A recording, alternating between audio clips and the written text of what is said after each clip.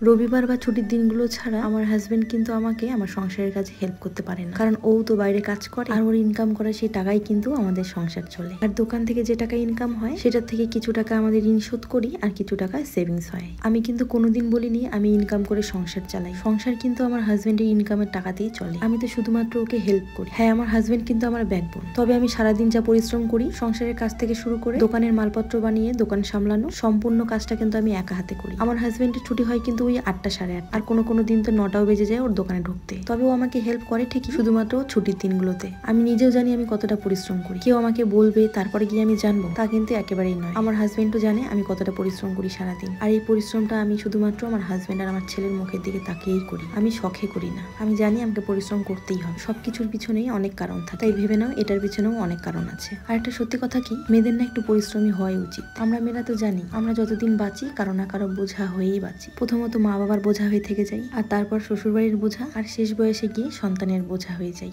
তাই আমি মনে করি মেয়েদের একটু পরিশ্রমী হওয়া উচিত, আর তার সাথে স্বনির্ভর, কারো উপরে ডিপেন্ড করে যেন থাকতে না হয়। দিন শেষে যেন নিজেকে নিজে বলতে পারি আমি কারোটা বসে খাই না। তবে আমার এখন পর্যন্ত দরকার পড়েনি আমার নিজের উপার্জনের টাকায় খাওয়ার। আমার হাজবেন্ড যথেষ্ট ভালো আর কেয়ারিং পার্সন। তোমরা হয়তো আমার ভিডিও দেখেই বুঝতে পারো। আর ও যা ইনকাম করে তা দিয়ে খেয়ে পড়ে যথেষ্ট ভালো চলে যায় আমাদের। যাই হোক, আজকের দিনটা কিন্তু ছিল সোমবার। সোমবার করে কিন্তু এখন দোকান আমি অফ রাখি। শুধু তার উপার্জন করলেই হবে না, নিজেদের শরীরকেও দেখতে হবে। তো বাড়িতে যেহেতু ছিলাম সেজন্য না বাটার পনির আর নান বানিয়েছিলাম রাতে, আর এটাই ছিল আমাদের আজকে রাতের খাবার।